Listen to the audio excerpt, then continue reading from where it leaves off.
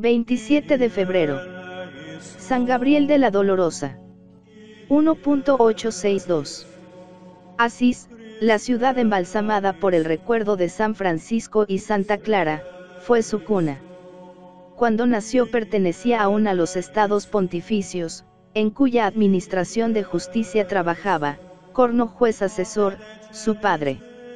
Vino al mundo el 1 de marzo de 1838. Pocos años después, cuando el pequeño Francisco tenía solo 4 años, murió su madre. Él quedó huérfano, junto con sus 12 hermanos, al cuidado de su padre, ejemplar y cristianísimo. Y a su padre debió una firme educación familiar, gracias a la cual pudo llegar a superar el obstáculo de un carácter propenso a la cólera, y que no dejaba de dar frecuentes muestras de terca obstinación.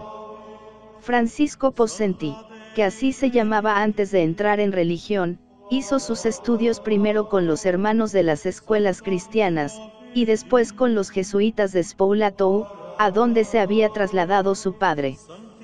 Ya de escolar se iniciaron en él las luchas en torno a la vocación religiosa, que tanto habían de alargarse.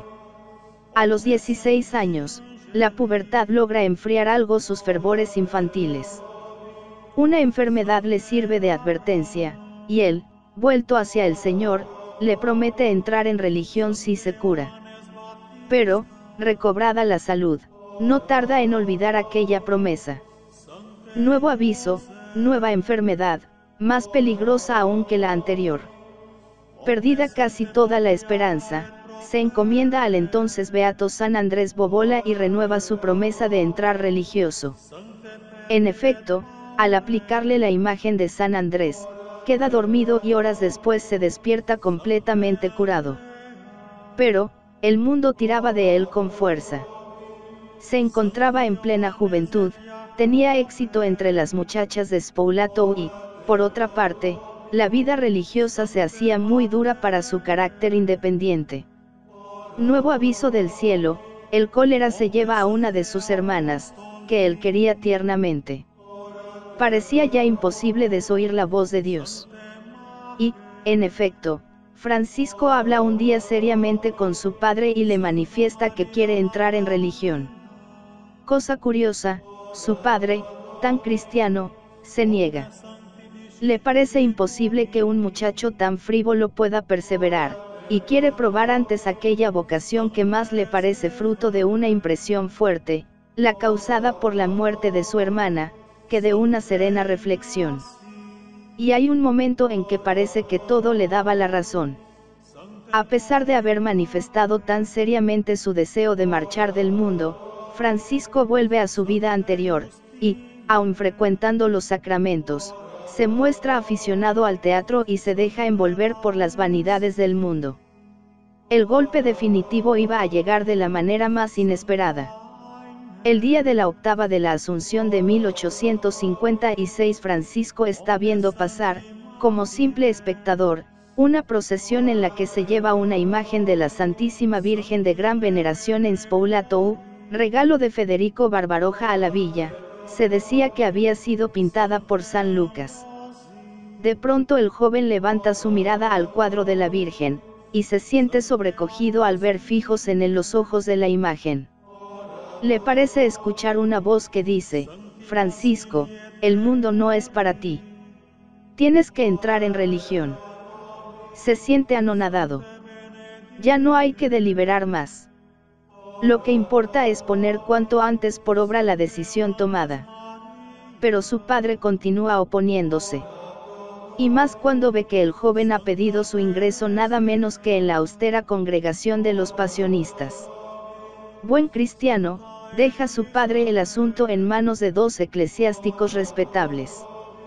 Los dos, al principio, se inclinan a pensar que Francisco no resistirá la vida pasionista.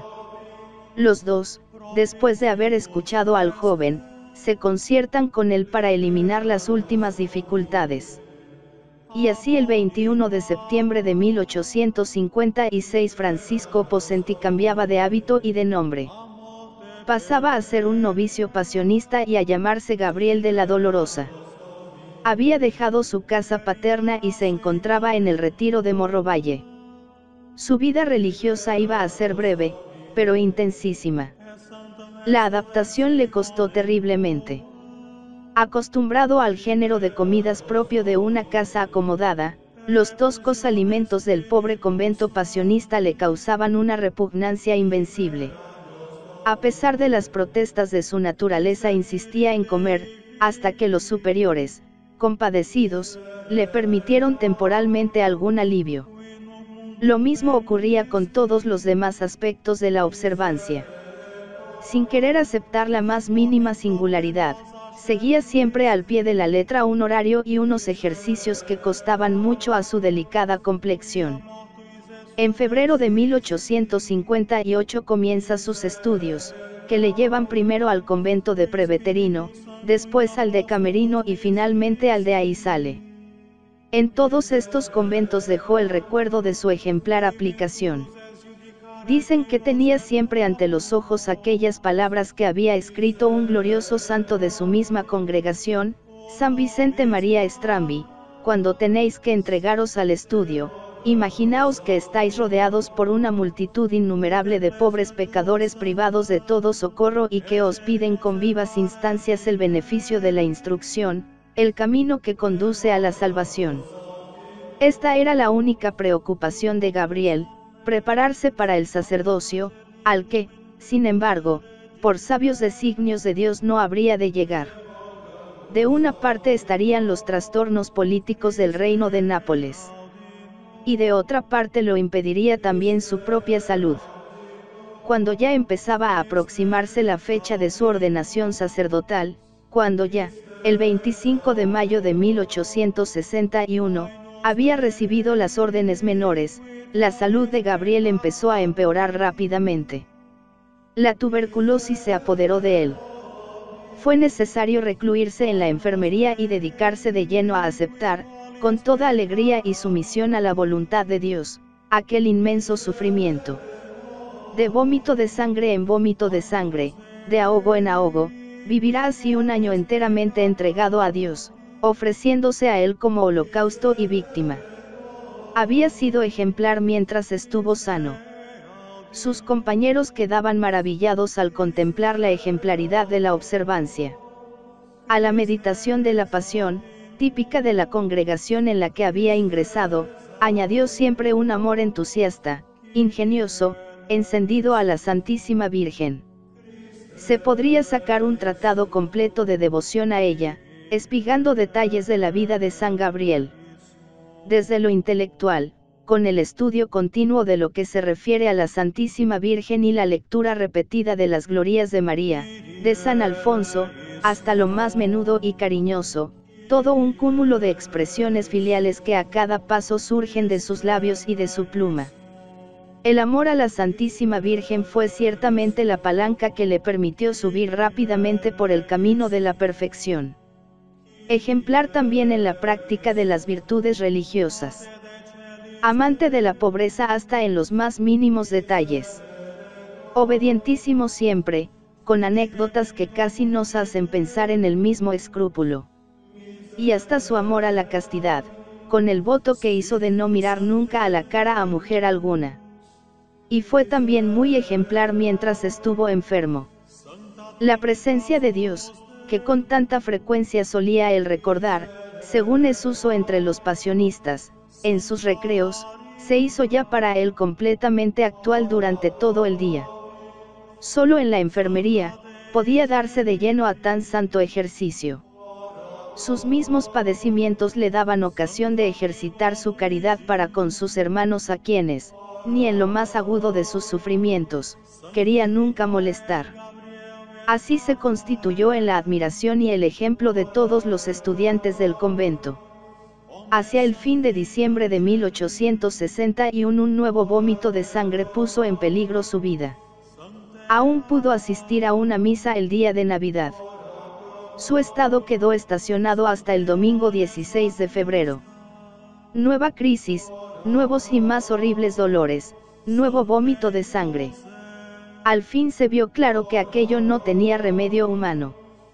Cuando se lo dijeron, Tuvo primero un ligero movimiento de sorpresa, e inmediatamente después una gran alegría.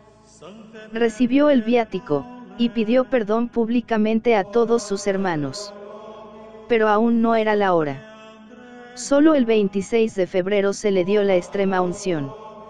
En la noche siguiente, tras de rechazar reiterados asaltos del enemigo, Gabriel pidió por última vez la absolución.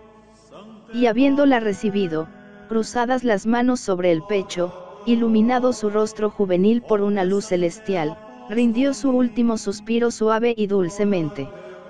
Había comenzado el 27 de febrero de 1862.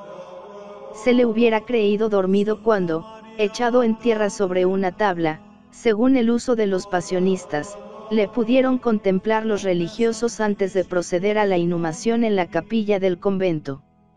Pero, pese a la sencillez de su vida, transcurrida sin contacto con el mundo, entre las paredes de las casas de estudio pasionistas, pronto corrió por todas partes la voz de su admirable santidad.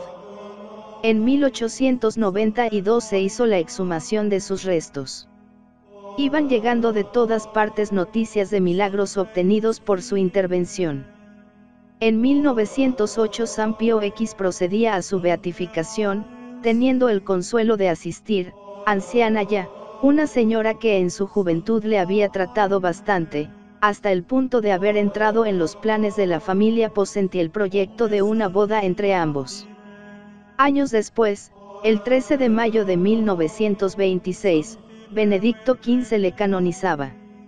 Muerto a los 24 años de edad, minorista aún, después de 6 años de profesión religiosa, todo el mundo mira a San Gabriel de la Dolorosa como modelo y protector de la juventud de los seminarios, noviciados y casas religiosas de estudio. Y como modelo también de admirable y sentida devoción a la Santísima Virgen María.